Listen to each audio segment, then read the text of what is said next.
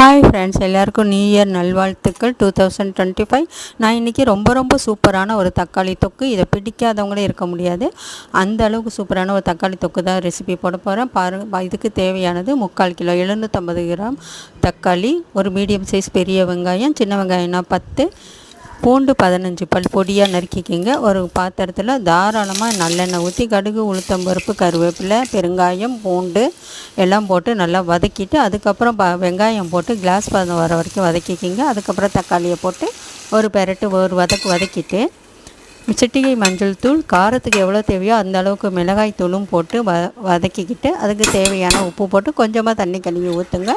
அதுக்கப்புறம் ஒரு மூடி போட்டு மூடி வச்சுட்டு நல்லா கொதிக்க விடுங்க. அது அப்பப்போ கிளறி விடணும்.